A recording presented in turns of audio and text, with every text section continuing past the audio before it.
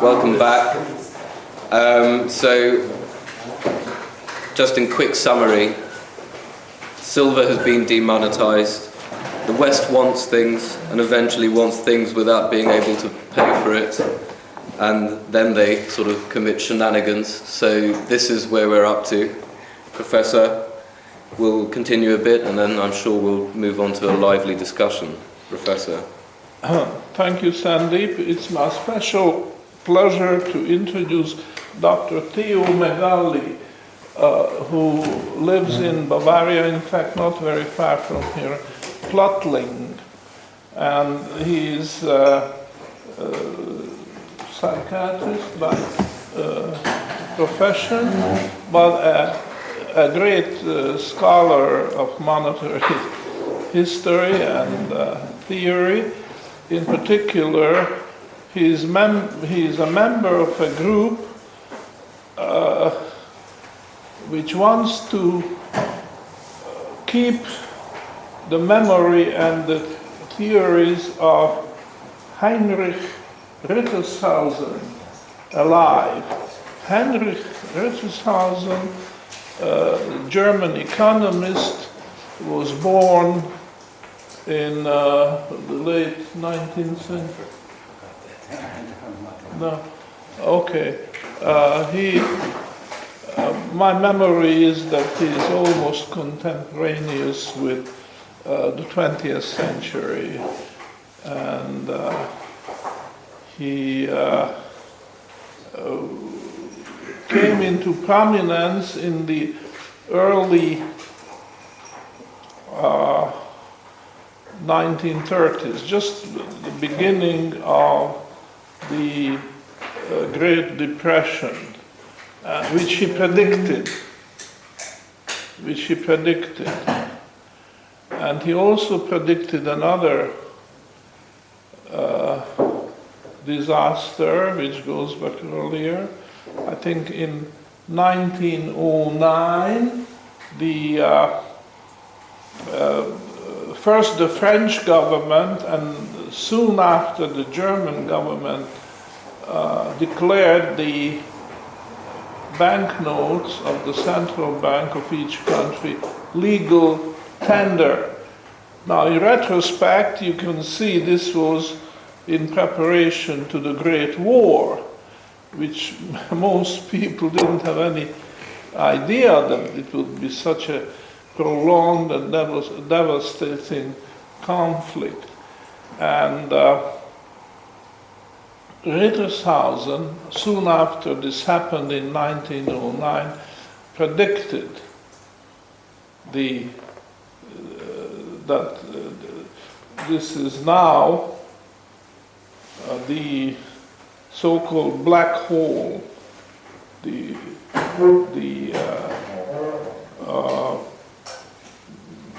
legal tender provision or protection, I would say, because that's what it is, protecting paper money. You see, without legal tender, it's gold and silver. With legal tender, it can be cut out, gold and silver, on the shortest of notice, which happened in 1914. So I have very, very great respect for Heinrich von Rittershausen, and tongue-in-cheek, in one of my papers, I compared him to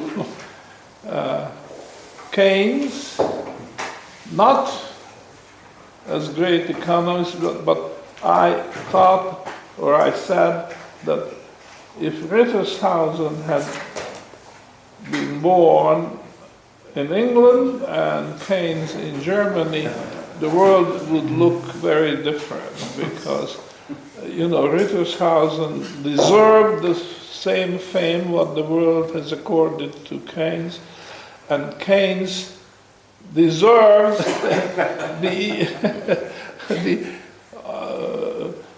role of an unknown German economist. Very few people, I really doubt if they even teach great monographs which Rittershausen wrote on gold and silver and the monetary systems in general. So I'm welcoming Theo, and I'm hoping that we can have some cooperation in the future. By the way, he is a charter member because the very first in that series, first we called it, what did we call it? Goals And then University. What's And that University live, yeah. Because even prior to that, there was a gold standard university in the internet. So then it was Gold Standard University live in a Hungarian city on the western border of Hungary. Szombathely, there was the first meeting many years. I hate to remember how many years ago was that? 2006 maybe? 2006. And Theo was, I call him a charter member because he was there, and very few actually. I don't remember, 6, 7 people, not more than. Not more than that. So that's welcome, welcome Theo, and I hope we can find a possibility to cooperate again in the future. Going back to my lecture, I talked about China. I talked about how advanced Chinese civilization was in the 15th century or earlier, and how the trade between China and Western countries started and became ugly.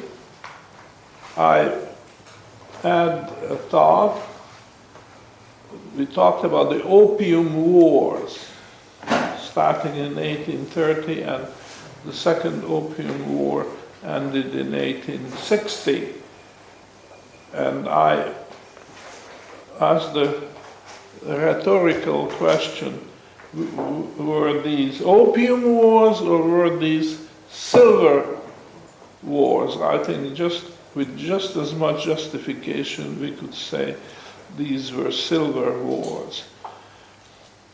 Now, in 1860 they made this peace treaty again, which was very humiliating to China again, and gave further extraterritorial rights to traders, missionaries, and others on Chinese soil.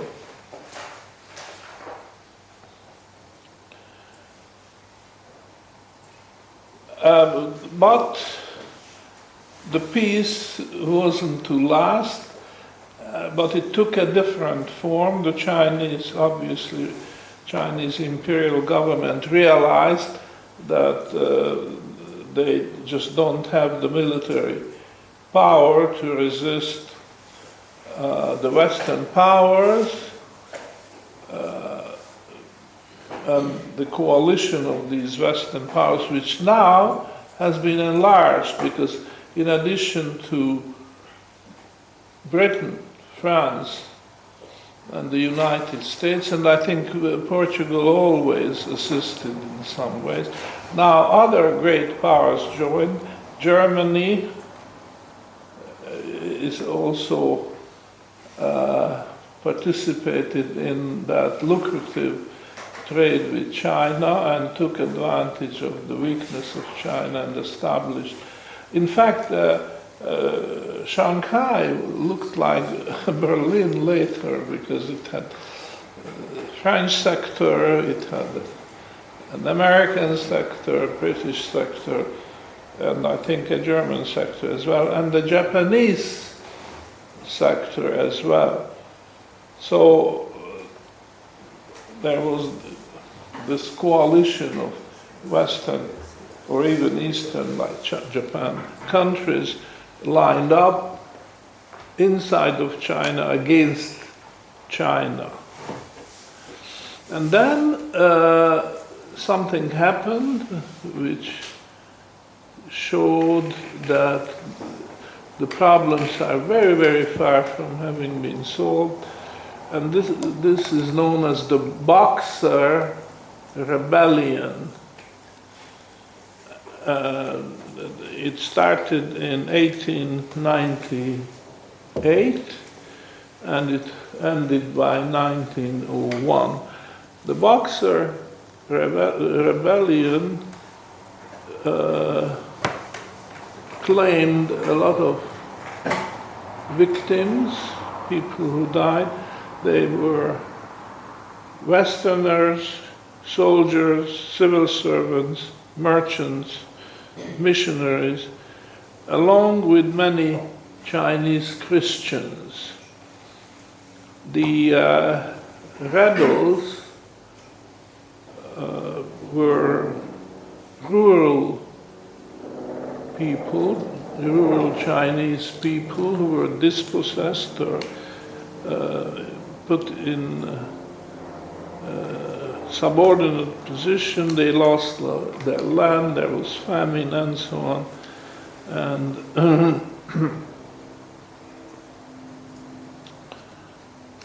And so this was a rebellion which claimed a lot of lives. It was a reaction to these humiliating peace treaties and the chipping away of Chinese authority over Chinese land, and this frustration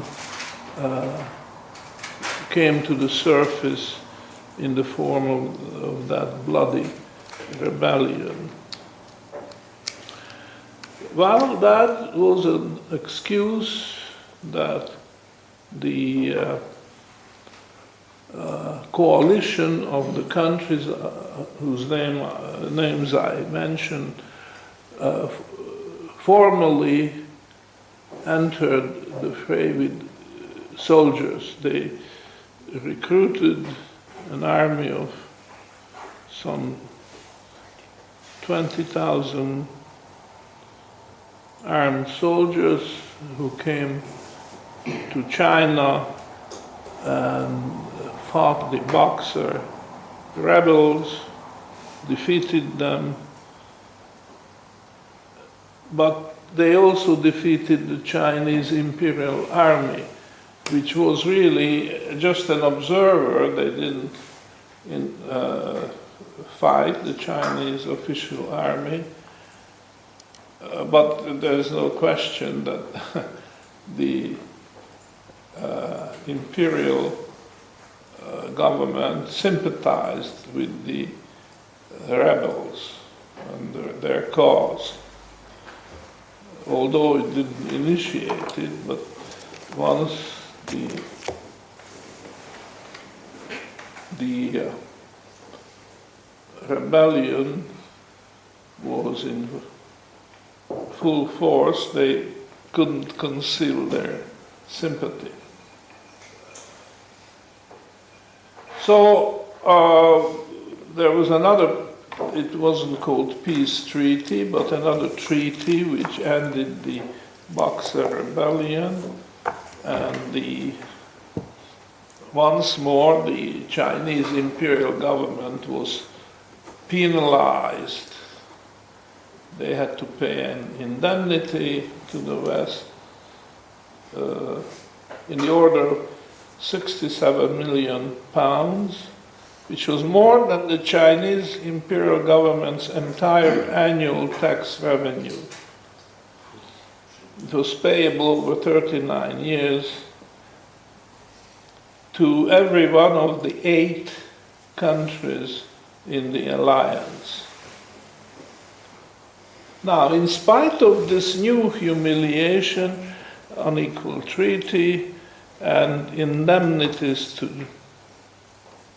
the 8 Allied powers, China remained suspect in the eyes of the Western imperialist governments. For them, China remained a sleeping dragon with a poisonous fang. And the poisonous fang had to be removed, lest another Boxer rebellion break out. The poisonous fang of China had to be removed, and that fang was silver. You see, China over the centuries got associated with silver. And the movement, which started earlier, as we have seen, 1873, this underhanded demonetization of silver, came back to haunt the Western countries, and the anti-silver movement got a reinforcement, and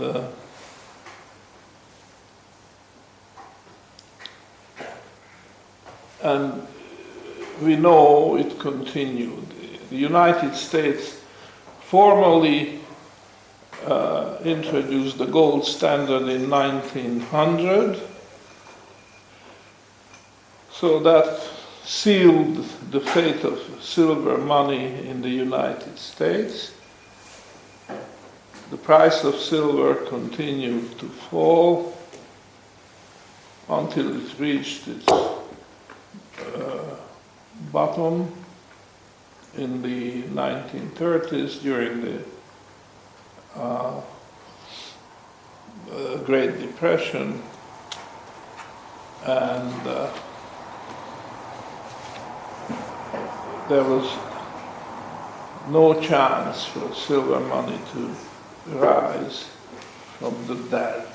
It was pretty well out of the question, and by that time it was an official policy, mainly against China. Now, China still had silver standard in the first half of the decade of the 1930s. And then President Roosevelt in the United States, he started another silver purchase policy. And this now was directed against the Chinese, because China was still on the silver standard, and as the price of silver was bid up by the American Treasury in the world markets, this sucked away huge amount of silver from China.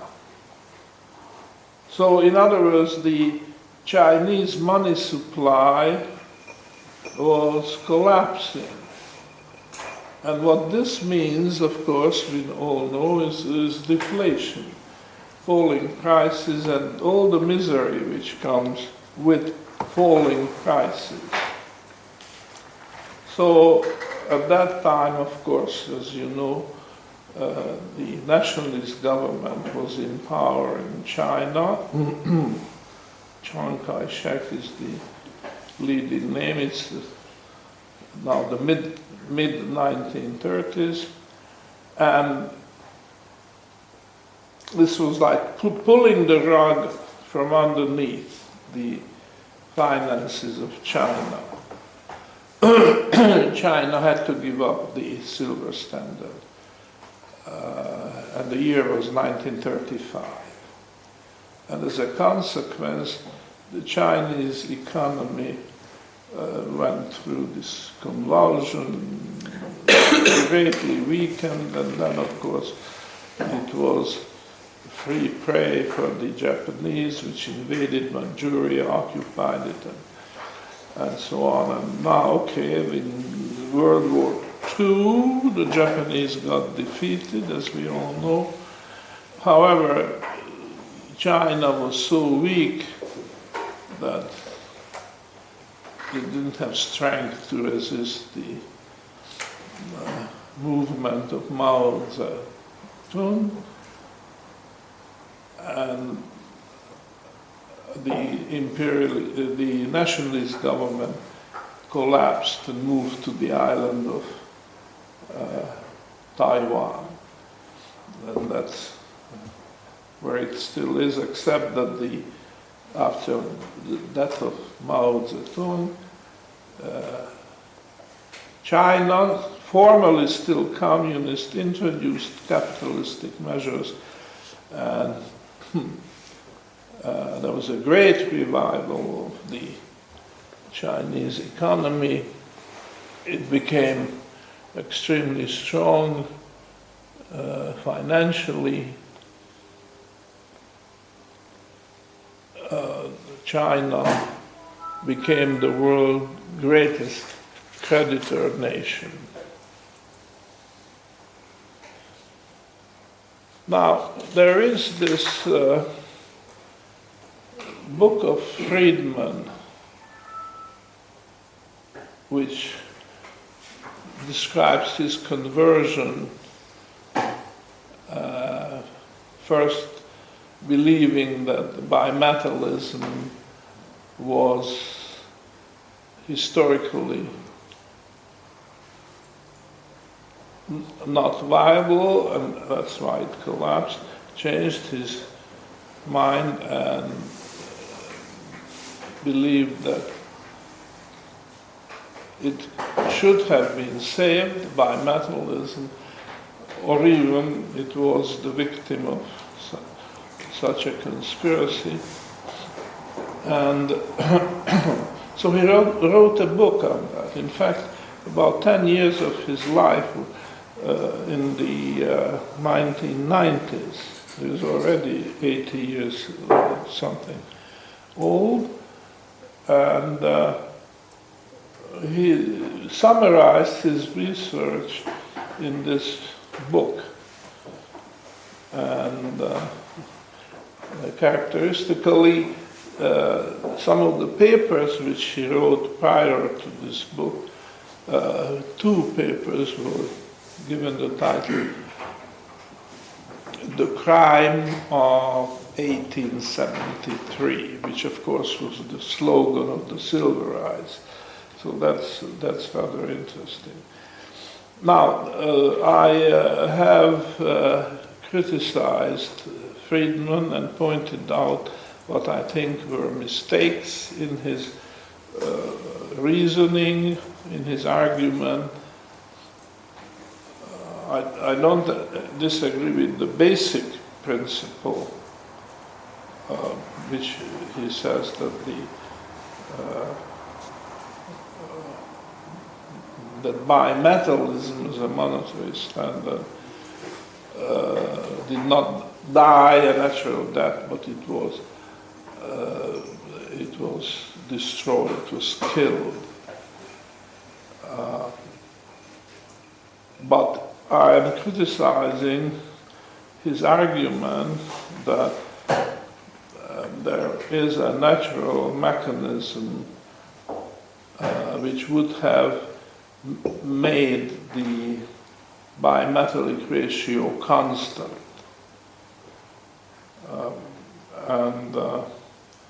I thought I skipped that because this is a little bit technical and not so important from our point of view. However, if you're interested, it's in that handout, you'll find that.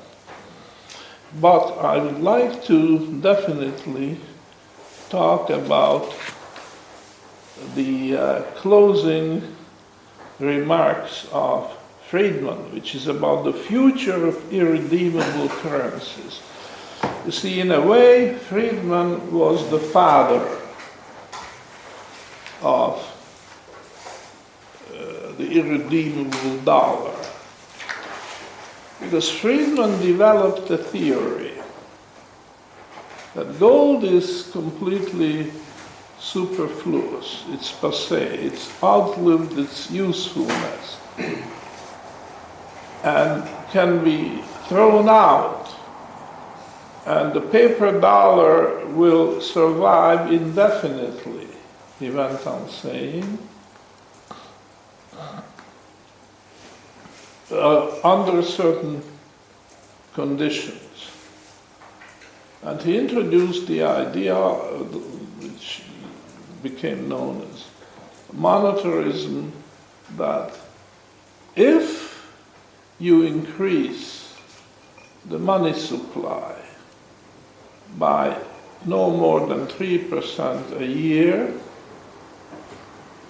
on the other hand, it has to be at least 3%, so it has to be exactly 3%.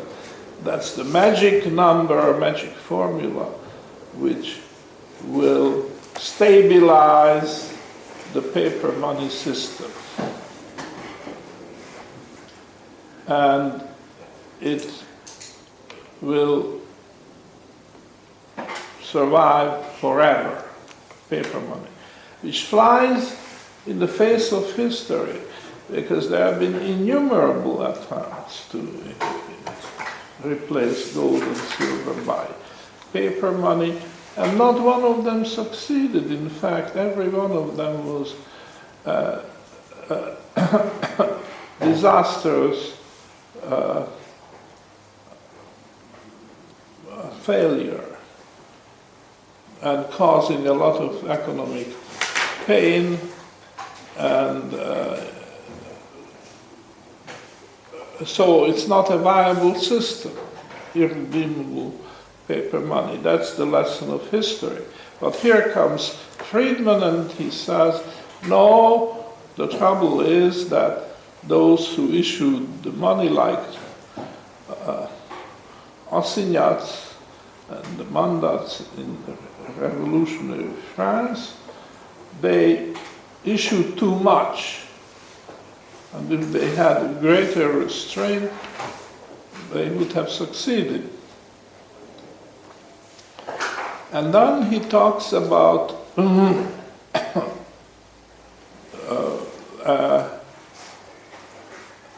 mechanism, natural mechanism, which balances trade under such a paper money system. And he claims that this is just as good or superior to the balancing mechanism of the gold standard.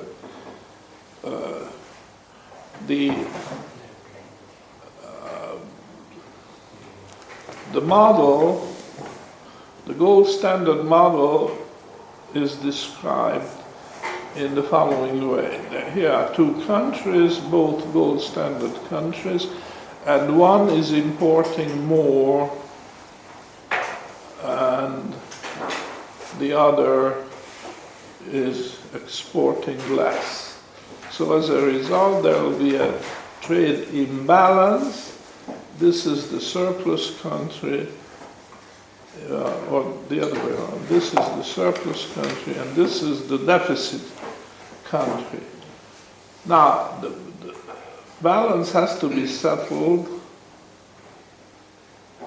by gold payments. So here's the deficit country, it has to pay gold for the net extra import, okay, to settle the imbalance. Now, as a result, the money supply expands here and shrinks there. Okay. Now, as the money supply is changing in these countries, there will be a change in prices. That's how the theory goes. Namely, since the money supply is increasing in the surplus country, prices will also increase, but prices will fall here. And at one point there will be an incentive to turn this around, and the export will expand from the former deficit country